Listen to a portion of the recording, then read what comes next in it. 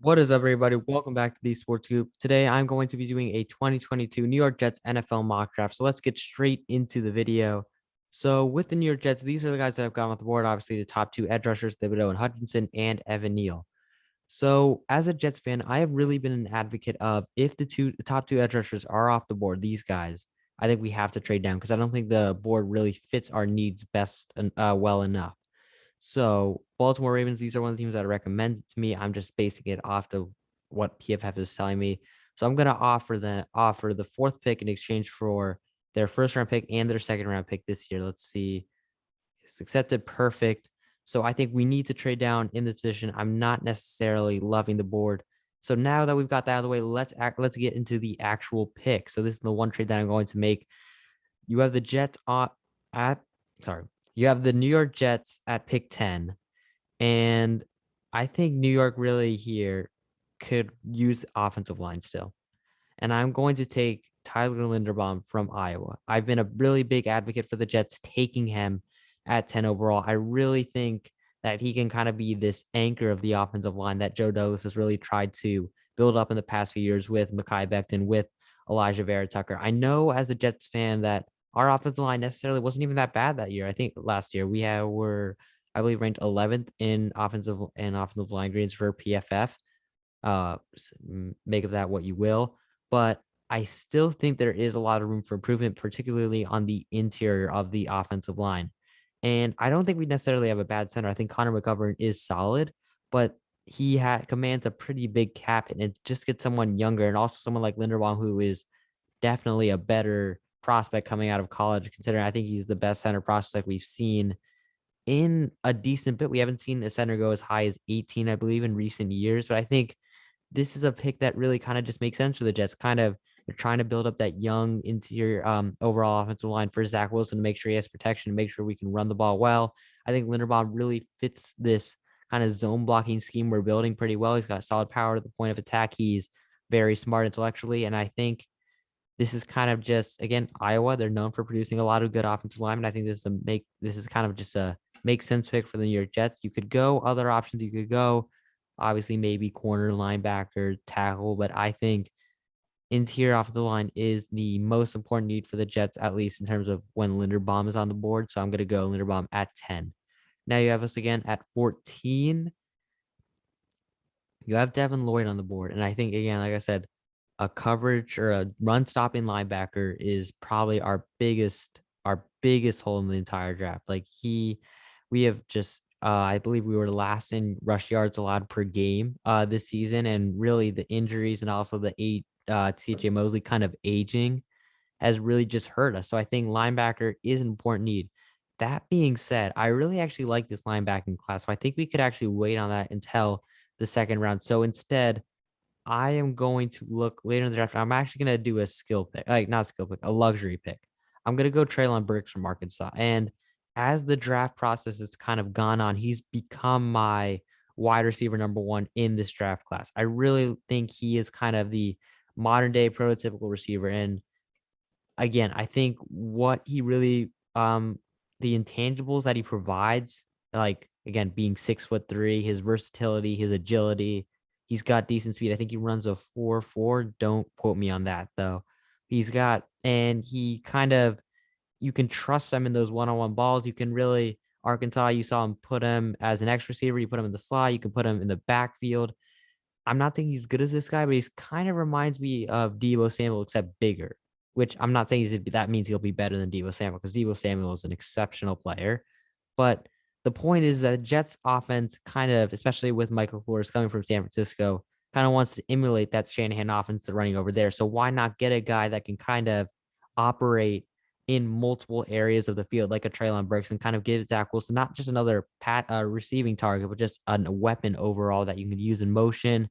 Obviously, you can use out wide. I think he's kind of the whole package there.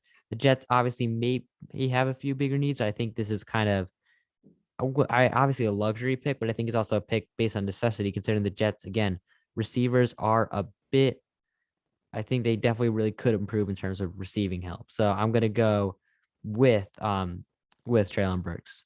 So now you have the 36th pick for the Jets. this is a tough pick because I really wanted Cameron Thomas from who went to Jacksonville he's from San Diego State. I think he provides a great motor and also kind of has he's got great power to the point of attack, and I think he could really kind of be that great antithesis to a Carl Lawson. But since he isn't on the board, I'm gonna go with what I think to be the next best option, Jermaine Johnson from Florida State. The Jets, again, pass rush was another really, I mean, the whole defense was really a weakness, but that's also partly because of injuries. But really, I think he's a guy that really could operate well in this 4-3 type of system. He's also got pretty good power. He's got good agility. He's got good hand placement. I think, again, maybe he's not an immediate starter. Maybe Bryce Huff takes on that role at the beginning, and Carl Lawson obviously is that number one guy. But I think Jermaine Johnson really could step in, be a rotational guy this year. And when he comes back like next year, he'll be starting on that defensive line, could really develop really into a solid edge rusher for the New York Jets, especially in this 4-3 system that Saleh is building. I think it fits him relatively well. And I think he's also one of the better players on the board. You could also go argue for Arnold Ebiketie, I think. I don't know exactly how to pronounce that. Could have gone Drake Jackson. I just like Jermaine Johnson the best. I think he's another guy that really could be a borderline first round pick, but I think he fits the Jets well. And I think it makes sense here and it's good value. And now you have the 38th pick. This is tough, but I think with the Jets, obviously linebacker, but another one of their biggest weaknesses is tight end. We haven't really had a good tight end, I'd say, since Dustin Keller in 2011. That's the last I can remember of us having a really good tight end. We've had absolutely no production in recent years. Wilson, it's been no different. I think Tyler Croft was supposed to be the main guy, but he's been hurt.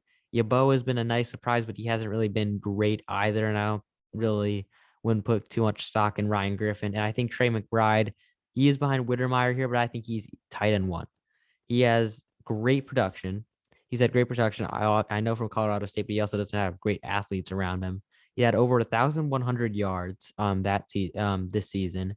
He's got good route running abilities, solid hands, and he's a willing blocker as well, which is really what you want in a tight end, especially in a system like that. Really could use a solid tight end or two. Obviously, maybe we could address the Jets. You might expect them to address tight end in free agency with a guy like Dalton Schultz. I'm not sure, but I think really kind of Trey McBride can be that guy who could be almost another pillar of receiving the rest from the New York Jets, considering in recent years, we haven't had enough of those big play guys, those guys that you can rely on in third down situations. I think Burks and McBride can both add a new dimension to this offense on first, second, and third down. I think maybe you could argue that McBride isn't the right pick here at 38 because he isn't much of a red zone threat. He only had one touchdown this season. And the fact that there are other guys maybe you can get later in the draft, like Jeremy Ruckert or Cade Otton, that could be also very serviceable options for the Jets. But I think Trey McBride is that type of guy who can develop into a number one threat for at the tight end position immediately and be, again, another safety, a cushion for Zach Wilson. So now you have the 46th pick in the NFL draft. I think now this is where you have to address linebacker, at least for the first time. I'm going to go with Chad Muma from Wyoming. With the Jets, obviously they have seen. I think they're going to be coaching Chad Muma at the Senior Bowl for the actual game. I really like him. He is, I believe, a converted safety to a linebacker, which means he has good speed. He's good in zone coverage. He's underrated. He is underrated in terms of in general coverage. I think he's got, most importantly, he can really stop the run relatively well.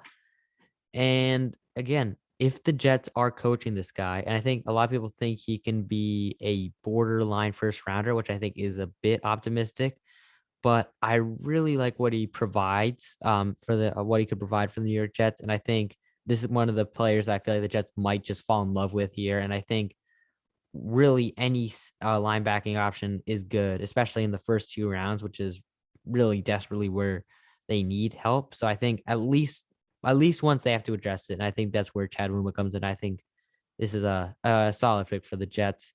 Now, again, at 68 in the third round, I'm going to go Jalen Petra from Baylor. I think he's listed as a cornerback, but he also kind of, you could say, is a safety, even linebacker hybrid. He's actually underrated stopping the run. You could use him in the box, but he, again, to provides he is great in man coverage. I can see him kind of being competing with Michael Carter the second and Jalen Goodry for that nickel spot, even though Carter the second really did kind of do a good job there. But he's gonna be that guy really. I can see just mainly as a rotational piece or yeah, a guy that will start out at least as a rotational piece, but develop genuinely into kind of that guy who you can use in certain packages pretty well. So Petra, again, this is really one of those picks where I don't see many better options on the board. So that's where I'm going to go here. Now you have the 108th pick. We're in the fourth round here. It's an interesting spot to be in. Looking at the guys on the board, I am going to go with Tyler Algier from BYU. And I think obviously we do have Michael Carter already, who really did a good job in the spotlight this year. Obviously, did have some injuries during the season, but he was really one of the more underrated rookie running backs this season. But I really like Tyler Algier. I think that's how you pronounce it because he played with Zach Wilson at BYU. So obviously the chemistry is not going to be an issue, and I could see him being used in many shotgun packages, kind of throwing downs. He's I believe 5'11".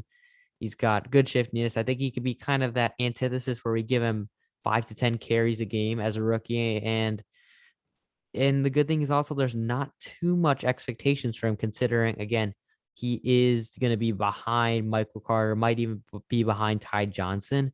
But I think he's that type of guy really who can be an somewhat immediate impact guy, will get touches. And I think Zach Wilson will look to him as another as a safety valve. And that's really the most important thing, keeping Zach Wilson kind of keeping his development on a steady pace. And I think adding one of his former teammates at BYU can only help that. So I'm going to go with Algier from BYU.